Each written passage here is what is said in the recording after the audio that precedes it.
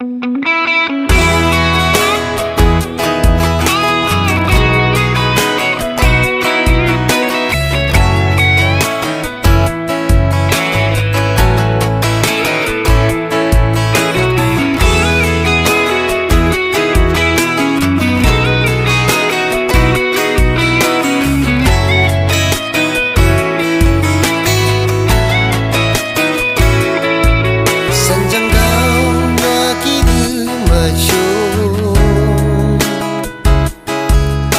lâu mẹ yang in mẹ hàng mây show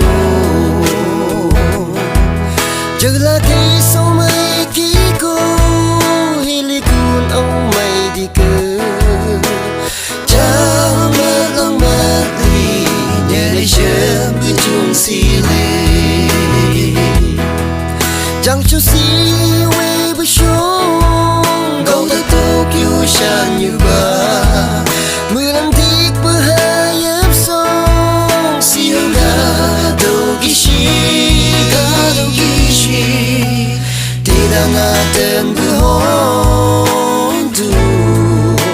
suốt là hao chim chi đã cay bữa ít mà ngã câu đặc ba mang kia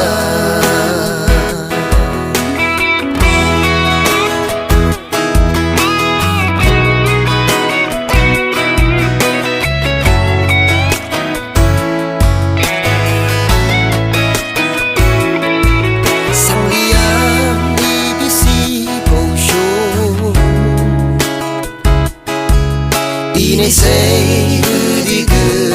chẳng châu gì gấu tóc mi si tu lăng đâu bông say ghi bơ bu như bông mơ cơ chẳng châu gì là hàng bơ mà chẳng châu gì quay bơ sông gấu tóc Tokyo san như ba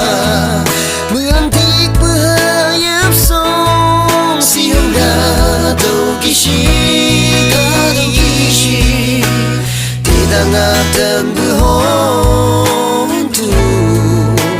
sự mong là hao chim chi đã cay bữa ít mà ngã câu đặc ba mang kia